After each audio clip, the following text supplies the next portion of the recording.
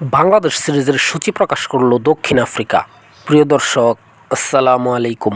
চলতি বছরের নভেম্বর-ডিসেম্বরে বাংলাদেশের বিপক্ষে একটি পূর্ণাঙ্গ সিরিজ খেলবে দক্ষিণ আফ্রিকা ক্রিকেট দল। আসন্ন এই পূর্ণাঙ্গ সিরিজকে সামনে রেখে সূচিও প্রকাশ করেছে দেশটির ক্রিকেট বোর্ড। বাংলাদেশ দক্ষিণ আফ্রিকা মধ্যকার এই পূর্ণাঙ্গ সফরে থাকছে 2টি টেস্ট এবং 3টি করে ওয়ানডে ও টি-20 ম্যাচ।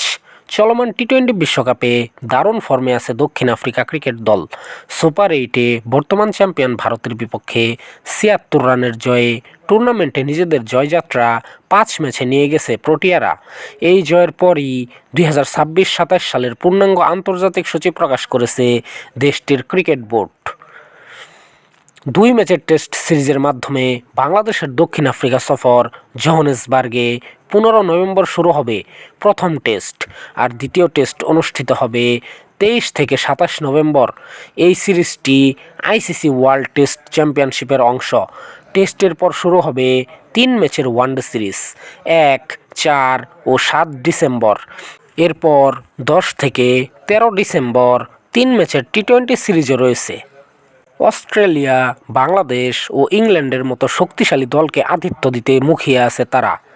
তার ভাষায়, প্রতিটি ওয়ানডে সিরিজই 2027 বিশ্বকাপের প্রস্তুতির অংশ।